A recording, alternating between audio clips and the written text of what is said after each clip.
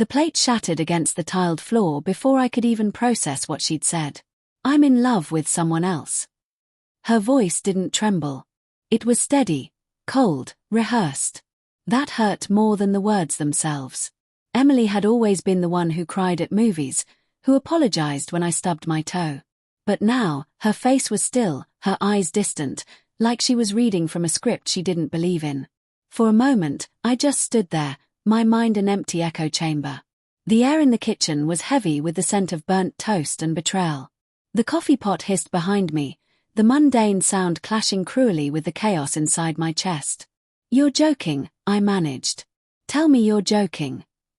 Her lips parted, but the silence that followed felt louder than a scream. I laughed, a broken, disbelieving sound. You can't just say something like that out of nowhere, Em. We were fine this morning. We were. Stop.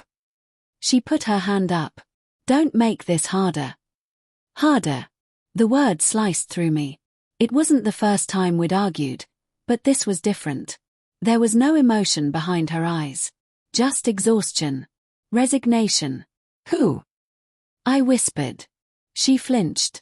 That was the tell. The flinch. Someone from work. Someone, I started, but my throat locked up. I tried to picture her office, her co-workers. The after-hours texts she said were about deadlines. Suddenly, every late night, every vague answer, every cold shoulder clicked into place like puzzle pieces snapping together. I wanted to shout, to demand answers, but something inside me went quiet instead. A numbness crept up my arms, like frostbite. How long? She hesitated. 6 months. 6 months. Half a year of lies. Half a year of me sleeping beside a ghost. I turned away before I said something unforgivable.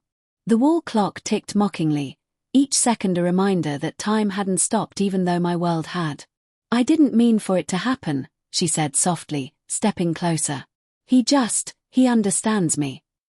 That broke me. Because I used to understand her.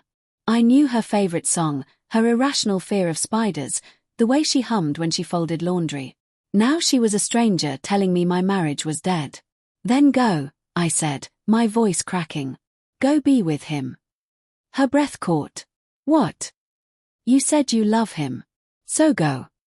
For the first time that morning, her composure faltered. It's not that simple, Daniel. It's exactly that simple. I pointed toward the door. Leave. Tears welled in her eyes, but I couldn't tell if they were for me or for herself. She turned, grabbed her keys, and left. The sound of the door closing behind her was the sound of my life collapsing. 4 days, I drifted like a ghost through the house. The smell of her perfume lingered on the pillows, the faint outline of her slippers still by the bed. Every object screamed her name, and yet, I couldn't bring myself to touch any of it. Friends called, but I ignored them. My mother texted, "Give her time, honey.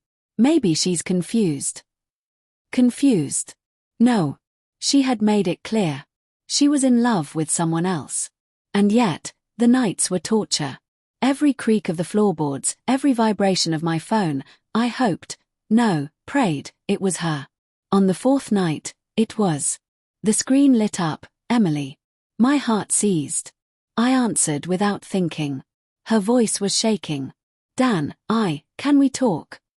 About what? You've said everything. No, please. I need to see you. Just once. I hesitated, but something in her tone, desperation, regret, made me agree. We met at the old bridge outside town, where we used to watch sunsets when life felt simpler. The wind was cold, biting through my jacket. She stood at the railing, hair whipping across her face, eyes red and swollen. Why here? I asked. Because this was our place, she said quietly. I crossed my arms. You mean was? Her chin quivered. I made a mistake. I scoffed. You don't get to call it that, Emily. A mistake is forgetting to buy milk, not sleeping with someone else for half a year. Tears spilled down her cheeks. He lied to me. Said things that, he isn't who I thought he was. I was lost, Dan. I thought you didn't love me anymore. Don't twist this, I snapped. You didn't even give me the chance to prove otherwise. She took a shaky step closer. I love you, Dan. I always have. I cut her off. No. You loved me. Past tense. She grabbed my arm, and the tremor in her hand sent a jolt through me. Please. I was scared. I said I loved him because I wanted to hurt you first, before you could hurt me. I stared at her. You think I wanted this? I thought you were drifting away. You stopped talking to me.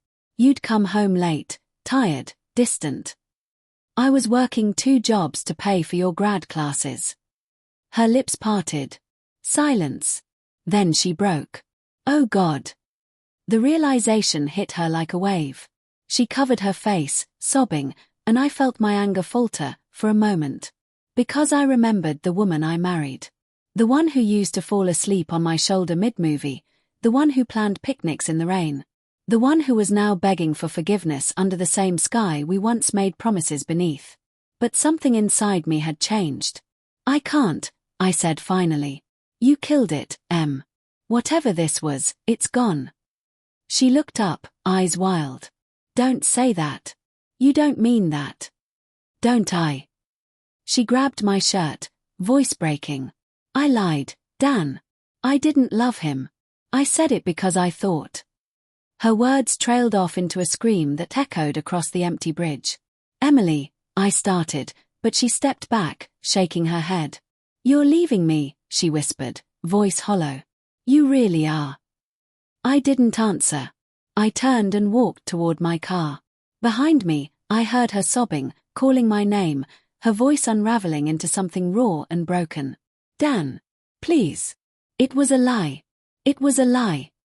Her screams followed me as I drove away, echoing through the night like a ghost I'd never escape.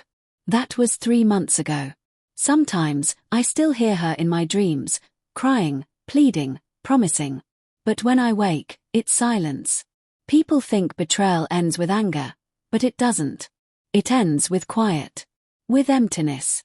With the sound of a door closing and never opening again. She tried to reach out after that night. Texts, letters, voicemails. I never responded. Because the truth is, once someone says they're in love with someone else, even if it's a lie, you can never really unhear it. And some echoes never fade.